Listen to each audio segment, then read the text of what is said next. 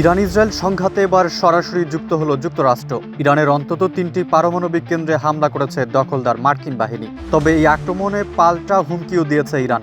দেশটি তাদের রাষ্ট্রীয় টেলিভিশনে জানিয়েছে, যুদ্ধ কেবল শুরু, প্রতিটি মার্কিনই এখন ইরানের টার্গেট।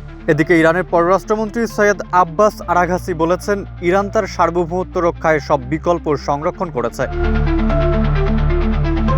13 জুন ইরানে আক্রমণ করে মধ্যপ্রাচ্যের ক্যান্সার ইসরায়েল। ইরানও শুরু করে তাদের পাল্টা জবাব, আর এতে একের পর এক ধ্বংস হতে থাকে ইহুদিবাদী রাষ্ট্রের গুরুত্বপূর্ণ অবকাঠামো। নিহত হয় বহু জায়নিস্টরা।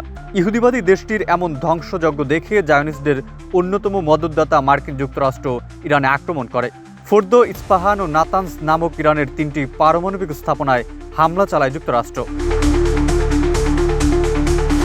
দখলদার মার্কিনীদের এমন হামলার কড়া প্রতিক্রিয়া জানিয়েছে ইরান। যুক্তরাষ্ট্রকে উপযুক্ত জবাব দেওয়ার ঘোষণা দিয়েছে তেহরান। রাষ্ট্রীয় টেলিভিশনে বলা হয়, এই মুহূর্ত থেকে মধ্যপ্রাচ্যে অবস্থানরত যে কোনো মার্কিন নাগরিক ও ঘাঁটি ইরানের বৈধ টার্গেট। দেশটির পররাষ্ট্রমন্ত্রী সৈয়দ আব্বাস আরাঘাসি যুক্তরাষ্ট্রের এমন হামলাকে জঘন্য অপরাধ বলে নিন্দা জানিয়েছেন।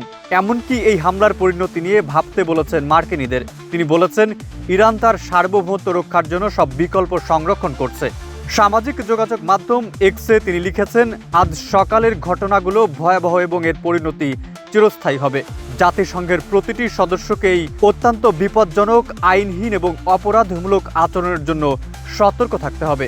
জাতিসংঘের নিরাপত্তা পরিষদের সদস্য হিসেবে যুক্তরাষ্ট্র জাতিসংঘ সনদের গুরুতর লঙ্ঘন করেছে বলেও যোগ করেছেন আরাঘাসি। এদিকে দখলদার মার্কিনীদের এমন হামলার পর ইসরায়েলে তাণ্ডব চালাচ্ছে ইরান। ইসরায়েলি ভূখণ্ডের দিকে ইরান থেকে ছোড়া ক্ষেপণাস্ত্র কিছুক্ষণ আগে শনাক্ত করেছে ইসরায়েলি প্রতিরক্ষা বাহিনী। এক বিবৃতিতে এমনই তথ্য জানিয়েছে আইডিএফ। পরবর্তী নির্দেশ না দেওয়া পর্যন্ত জনগণকে সুরক্ষিত একটা স্থানে থাকার আহ্বান জানিয়েছে আইডিএফ।